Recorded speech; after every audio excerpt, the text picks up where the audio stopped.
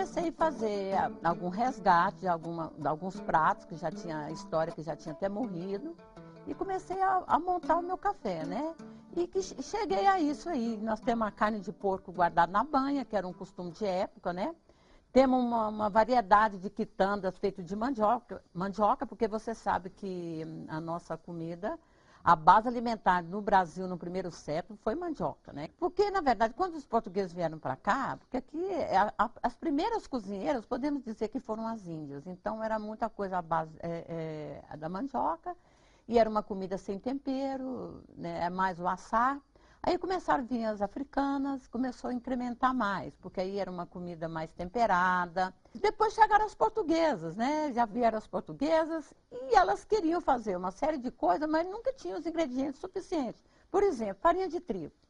A coisa mais difícil do mundo era você ter farinha de trigo aqui em Goiás.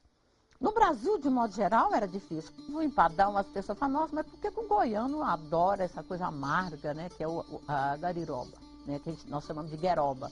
Falei, gente, Goiás não tem palmito.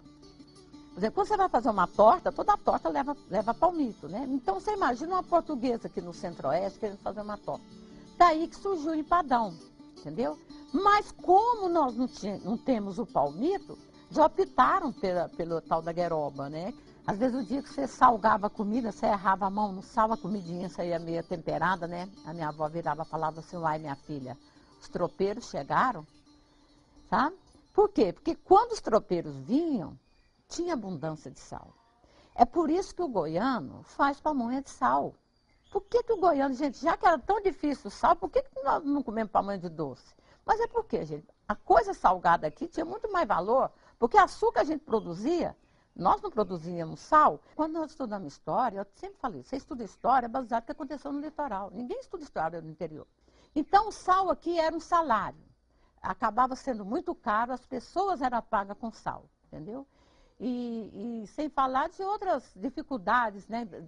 Outros reflexos dessa ausência do sal, é que nós tínhamos, inclusive, muito problema de papo. Por que essa incidência era maior no interior de Goiás e Minas? Justamente por falta do sal, porque o sal, ele combate o bócio, porque o sal contém iodo.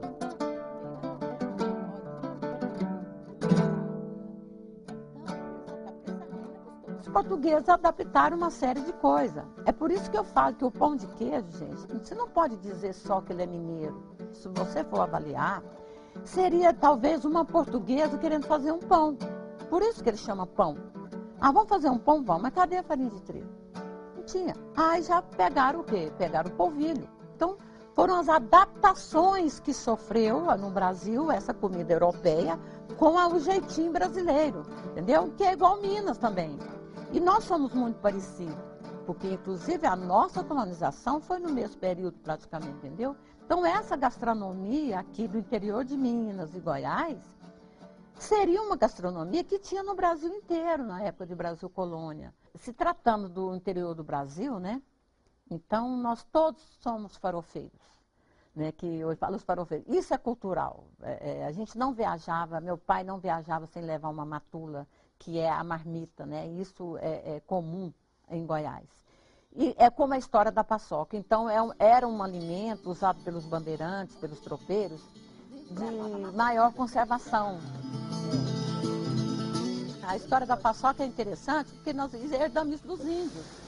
Porque os índios já faziam uma espécie de paçoca, só que eles faziam de peixe, né? Tinham caçar, tinha que levar uma matula, né? E, na verdade, a paçoca que nós fazemos é uma espécie de matula usada pelos tropeiros.